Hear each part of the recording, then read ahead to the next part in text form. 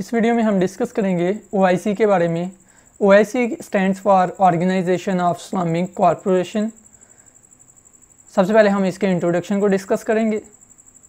तो इंट्रोडक्शन में सबसे पहले तो ये बात कि ये एक इंटरनेशनल ऑर्गेनाइजेशन है।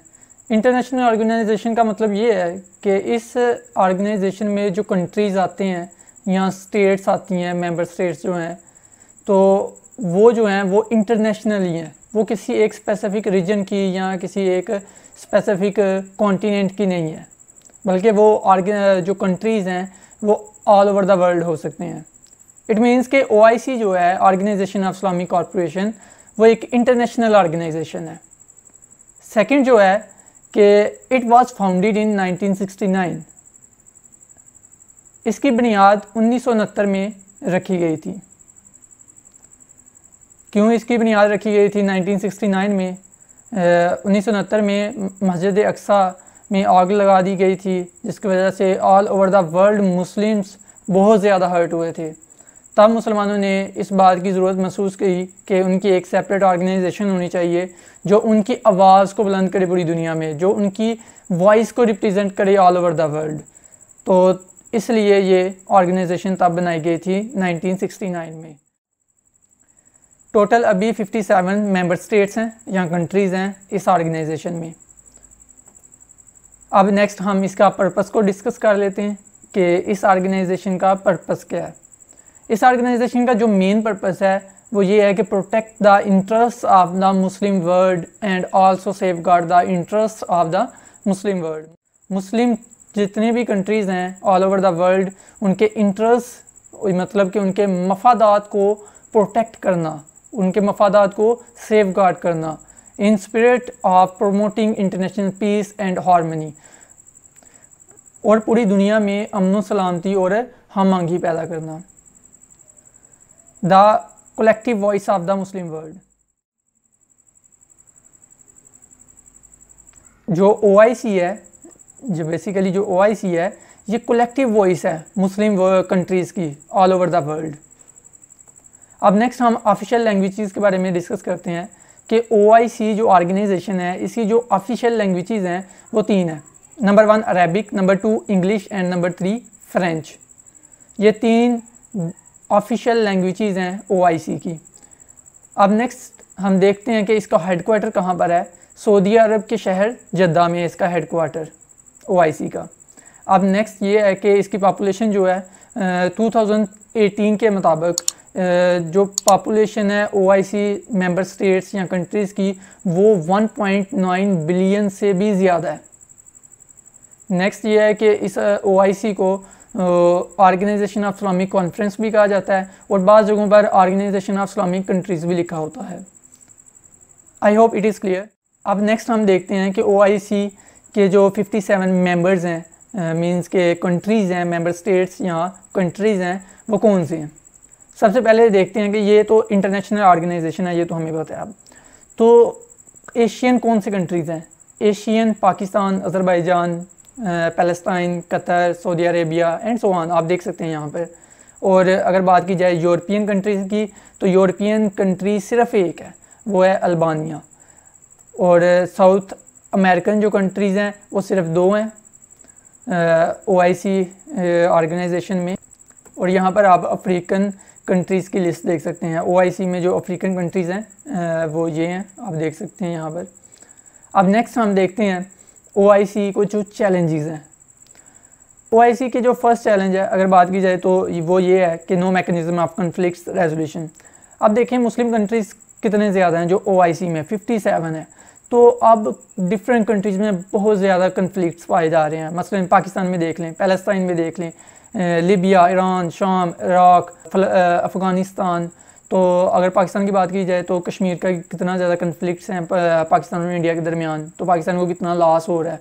इसी तरह से पैलेस्टाइन को देख लें, इसराइल के साथ किस तरह कन्फ्लिक्ट्स चल रहे हैं। तो ईरान, सऊदी अरब, अब जो काफ़ी हद तक डेवलप्ड कंट्रीज़ हैं लाइक सऊदी अरब, कतर, कुवैत, ओमान एक्सेट्रा, अब इनको चाहिए कि जो कन्फ्लिक्ट्स चल रहे हैं दूसरे कंट्रीज़ में, अब उनके कन्फ्लिक्ट्स को दूर करना चाहिए मिल बैठ के। तो ये OIC का एक चैलेंज है। अब नेक्स्ट दूसरा जो है वो absence of the state building process. Basically वही बात जो मैंने बताई कि अब ये जो काफ़ी हद तक डेवलप्ड कंट्रीज़ हैं like Kuwait, Qatar, Oman, UAE, Saudi Arabia, इनको मिलके अगर दूसरे कंट्रीज़ को सपोर्ट करना चाहिए। देखें पाकिस्तान की जो इकॉनमी है वो क्रैशिंग इकॉनमी समझी जाती है, इसी तरह से ईरान की इकॉनमी भी क्रैशिंग इकॉनमी समझी जाती है। अब ये जो दूसरे डेवलप्ड कंट्रीज़ हैं जो OIC में है, उनको हेल्प करनी चाहिए दूसरे कंट्रीज़ की, ताकि वो भी स्टेट बिल्डिंग प्रोसेस को बेहतर कर सकें। नेक्स्ट वन देखते हैं जी, ह्यूमन राइट्स वायलेशन। आप पाकिस्तान में कश्मीर में देखें तो कश्मीर में कितने ज़्यादा ह्यूमन राइट्स की वायलेशन की जा रही है, पैलेस्टाइन में कितने ज़्यादा ह्यूमन राइट्स की वायलेशन की जा रही है। तो OIC के लिए एक बहुत बड़ा चैलेंज है कि ह्यूमन राइट्स वायलेशन को देखे, ये ह्यूमन राइट्स वायलेशन को रोके कि ये ऐसा ना हो। तो ये एक अच्छा खासा बड़ा चैलेंज है OIC के लिए। टेररिज्म, अब पूरी दुनिया में मुस्लिम कंट्रीज़ का ये इमेज बना दिया गया है कि ये टेररिस्ट होते हैं, हालांकि बिल्कुल ऐसा नहीं है। तो OIC के लिए एक चैलेंज है कि मुस्लिम्स अमन पसंद हैं, ये पीसफुल हैं, ये लोग आपस में हुआ तो भाईचारे का दर्स देते हैं, ये आपस में कोई भी इनका कन्फ्लिक्ट्स हो जाए ये मिल बैठ के अपने मुस्लिम मसाइल को हल कर सकते हैं। They are not terrorist, they are the peaceful countries. ये एक चैलेंज है OIC के लिए। नेक्स्ट देखते हैं जी, एक्सट्रीमिज़म। टेररिज्म की तरह मुस्लिम कंट्रीज़ को पूरी दुनिया में ये चीज़ शो करवाई जाती है कि ये बहुत ज़्यादा एक्सट्रीमिज़म है, ख़ास तौर रिलीजियसली। तो हालांकि बिल्कुल ऐसा नहीं है।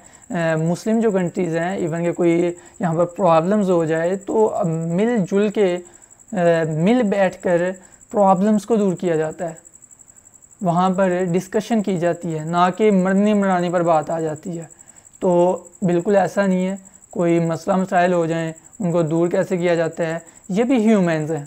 तो ये भी डेवलप हो रहे हैं आहिस्ता आहिस्ता, लेकिन ये एक अच्छा इमेज नहीं दुनिया के सामने जा रहा है कि वो एक्सट्रीमिज़म समझते हैं इन कंट्रीज़ को। तो OIC के लिए एक चैलेंज है कि दुनिया को दिखाएं कि ये एक्सट्रीमिज़म नहीं है, मतलब कि ये कंट्रीज़ भी अमन पसंद हैं, ये भी कंट्रीज़ पीसफुल हैं। Next one is the limited budget. अब OIC के लिए ये बहुत बड़ा इशू है कि लिमिटेड बजट, इसमें 57 जो कंट्रीज़ हैं, मेजॉरिटी जो कंट्रीज़ हैं वो उनका बजट इतना ज़्यादा बड़ा नहीं होता, वो इतने ज़्यादा अमीर कंट्रीज़ नहीं है, मतलब कि इतने रिच कंट्रीज़ नहीं है। तो लेकिन कुछ रिच कंट्रीज़ भी हैं, उनको सपोर्ट करना चाहिए ताकि OIC को बेहतर से बेहतर दुनिया में रिप्रेजेंटेशन कर सकें दूसरी स्टेट्स को भी। अब बात कर लेते हैं पुअर गवर्नेंस की। OIC का ये बहुत बड़ा चैलेंज है कि इनकी गवर्नेंस नहीं इतनी अच्छी, इनकी लीडरशिप नहीं इतनी अच्छी। इनकी लीडरशिप एक ऐसी होनी चाहिए जो सारी की सारी जितने भी मेंबर स्टेट्स हैं, कंट्रीज़ हैं, उनको साथ लेकर चलें, उनकी वॉइस बने, ना कि ऐसा ना हो कि जिस तरह ऐसा होता है कि अभी अपने अपने इंटरेस्ट को देखा जाता है, इवन के कोई समिट भी हो तो अपने अपने इंटरेस्ट देख रहे हैं। बिल्कुल ऐसा नहीं, OIC कभी भी सक्सेसफुल नहीं हो सकती जब तक ऐसा होता रहेगा। तो एक अच्छी लीडरशिप की ज़रूरत है जहाँ पर सभी की आवाज़ को बुलंद किया जा सके। अब नेक्स्ट हम चलते हैं OIC की बेसिकली सजेशंस हम डिस्कस करेंगे अब, लेकिन उससे पहले हम ये देख लेते हैं क्या OIC में सारे के सारे पुअर कंट्रीज़ हैं। बिल्कुल ऐसा नहीं है, बहुत सारे रिच कंट्रीज़ भी हैं लाइक UAE, यूनाइटेड अरब इमारात, सऊदी अरेबिया, कतर, कुवैत, और भी डिफरेंट कंट्रीज़ हैं जो बहुत ज़्यादा रिच कंट्रीज़ हैं। क्यों? क्योंकि बहुत ज़्यादा कंट्री, इसकी वजह ये है कि बहुत ज़्यादा दुनिया की इकॉनमी जो है वो ऑयल प्रोड्यूसिंग कंट्रीज़ पर बेस कर रही है। तो ये ऑयल प्रोड्यूसिंग कंट्रीज़ हैं UAE, Saudi Arabia, Kuwait, Qatar and etcetera. तो ये ऑयल प्रोड्यूसिंग कंट्रीज़ हैं और दुनिया की बहुत ज़्यादा इकॉनमी ऑयल प्रोड्यूसिंग कंट्रीज़ पर डिपेंड कर रही है। तो ये अच्छे खासे रिच कंट्रीज़ हैं ऑयल प्रोड्यूसिंग के हवाले से, तो इनको दूसरे कंट्रीज़ को सपोर्ट करना चाहिए। तो ऑल ओवर द जितने भी कंट्रीज़ हैं OIC में वो सारे के सारे पुअर कंट्रीज़ नहीं है, कुछ कंट्रीज़ बहुत ज़्यादा रिच कंट्रीज़ भी हैं। अब सजेशंस की तरफ आते हैं। फर्स्ट सजेशन तो ये है कि कॉमन करेंसी ये इंट्रोड्यूस करवाएं कि 57 जो कंट्रीज़ हैं उन सभी में एक कॉमन करेंसी चले, जिस तरह यूरोपीय यूनियन में है, वहाँ पर एक करेंसी चलती है यूरो। जो जितने भी यूरोपीय यूनियन में कंट्रीज़ आते हैं वहाँ पर एक ही करेंसी चलती है, यूरो। तो इस तरह OIC में जो कंट्रीज़ हैं उनकी भी एक कॉमन करेंसी होनी चाहिए। एंड सेकेंड सजेशन जो है मुस्लिम यूनाइटेड फंड। अब देखें जो कंट्रीज़ इकॉनमिकली इतने स्ट्रॉन्ग नहीं है, लाइक पाकिस्तान, अब जब कभी पाकिस्तान को फंड्स की ज़रूरत पड़ती है वो IMF के पास जाते हैं। तो उनको IMF के पास नहीं जाना चाहिए, बल्कि एक मुस्लिम कंट्रीज़ का एक ऐसा बैंक होना चाहिए या एक ऐसा अदारा होना चाहिए जहाँ पर दूसरे पुअर कंट्रीज़ को सपोर्ट प्रोवाइड की जाए, ना कि वो इंटरनेशनली दूसरे कंट्रीज से मांगने चले जाएं, दूसरी ऑर्गेनाइजेशन के पास जाएं, बल्कि इनकी अपनी एक ऑर्गेनाइजेशन, एक अपना इंस्टीट्यूट होना चाहिए, वहाँ से ये दूसरे कंट्रीज़ को सपोर्ट करें जो रिच कंट्रीज़ हैं। Joint force of all Islamic countries, मतलब कि एक जॉइंट फोर्स इनकी होनी चाहिए ऑल इस्लामिक कंट्रीज़ की।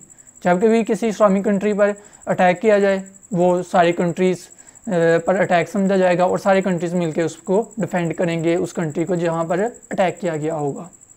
जिस तरह नेटो है, डिफरेंट कंट्रीज सपोर्ट करते हैं नेटो को, इसी तरह से इस्लामिक कंट्रीज़ की भी एक जॉइंट फोर्स होनी चाहिए जो जब कभी किसी मुल्क पर प्रॉब्लम आए वो मिल के फेस करें उसे। Work together. अब देखें कई कंट्रीज़ ऐसी हैं वहाँ पर रिसोर्सेज अवेलेबल हैं और कई कंट्रीज़ ऐसे हैं जहाँ पर वर्क फोर्स बहुत ज़्यादा अवेलेबल है। तो अब देखें UAE, सऊदी अरेबिया, कुवैत वगैरह ये एडजस्ट कर सकते हैं दूसरे कंट्रीज़ के साथ मिलके डिफरेंट कंट्रीज़ की इकॉनमी को स्टेबल करने में, और उनकी जो यंगस्टर्स हैं उनमें एम्प्लॉयमेंट बढ़ा सकते हैं। उसके अलावा ये करप्शन रोक सकते हैं अगर ये मिलके काम करना चाहें तो इसलिए ये एक सजेशन है कि इनको इकट्ठे मिलके काम करना चाहिए, work together.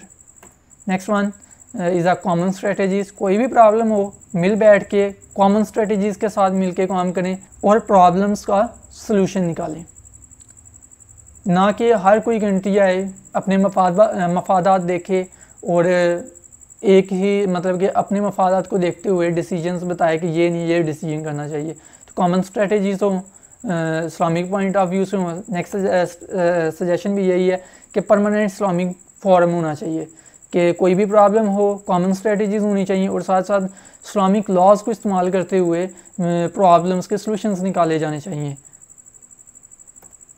Next one meeting. लेकिन बहुत ज़्यादा कन्फ्लिक्ट्स हैं मुस्लिम कंट्रीज़ के दरमियान भी अगर देखा जाए, फॉर एग्ज़ाम्पल सऊदी अरेबिया और ईरान के दरमियान अगर देखा जाए, तो इनके मिल बैठ के मीटिंग करवा देनी चाहिए। जो भी इनके प्रॉब्लम्स हैं उनके सलूशंस निकाले जाएँ, उनको ख़त्म किया जाए और आगे मज़ीद जो मुख्तलिफ़ कंट्रीज़ में प्रॉब्लम्स आ रही हैं उनके सलूशंस को देखें, उनकी प्रॉब्लम्स को दूर करें। तो जो भी पहले प्रॉब्लम्स हैं उनके कन्फ्लिक्ट्स को दूर किया जाए, मीटिंग्स अरेंज की जाएँ, तो अपने ही जो कंट्रीज़ हैं उनके दरमियान जो कन्फ्लिक्ट्स हैं उनको दूर करने के लिए मीटिंग्स कम से कम बुलाएँ और उनको दूर किया जाए। Number 8 leadership. ये ऑर्गेनाइजेशन या कोई भी ऑर्गेनाइजेशन तब तक सक्सेसफुल नहीं हो सकती जब तक उनके पास एक अच्छी लीडरशिप नहीं होती। तो एक अच्छी लीडरशिप की बहुत ज़रूरत है OIC को। Implementation institutions. अब कोई भी स्ट्रेटजीज़ वगैरह बनाई जाएं तो उनको इम्प्लीमेंट करने के लिए इंस्टीट्यूशंस होने चाहिए, वो प्रॉपरली इम्प्लीमेंट करें, प्रॉपरली उनको देखें कि कहाँ पर इम्प्लीमेंटेशन हो रही है, किस तरह हो रही है। तो ऐसे इंस्टीट्यूशंस होने चाहिए जो इसको प्रॉपरली स्ट्रेटजीज़ वगैरह को इम्प्लीमेंट कर सकें। Number 10 2% of GDP budget. अब देखें OIC को भी तो उनको एक अच्छा बजट चाहिए होता है। तो हर कंट्री अगर 2% अपने GDP का बजट दे तो एक अच्छा खासा बजट बन सकता है OIC का, जिससे OIC एक अच्छे तरीके से काम कर सके। अब नेक्स्ट जो मेरी तरफ सजेशन है वो ये है कि ये EU की वर्किंग को देखें। वो भी तो एक ऑर्गेनाइजेशन है, कितनी सक्सेसफुल है और किस तरह से वो इतनी सक्सेसफुल हो गई है, कौन सी वो स्ट्रेटजीज़ अपनाती है, किस तरह के रिलेशंस उन्होंने आपस में कंट्रीज़ में रखे हुए हैं, उनकी लीडरशिप क्वालिटीज़ कैसी हैं। तो ये एशियन, यूरोपीय यूनियन, तो इस तरह की ऑर्गेनाइजेशन को देखते हुए अपने आप को इम्प्रूव करना चाहिए इन्हें। ये थी कुछ सजेशंस OIC के लिए। अगर आपकी कोई सजेशंस हैं तो आप कमेंट्स के ज़रिए मुझे बता सकते हैं। Thank you so much. अगर कोई क्वेश्चन हो इस वीडियो के हवाले से तो आप कमेंट्स के ज़रिए वो भी बताएं। Thank you so much for watching this video. Like this video and thumbs up, and thank you so much. Allah Hafiz.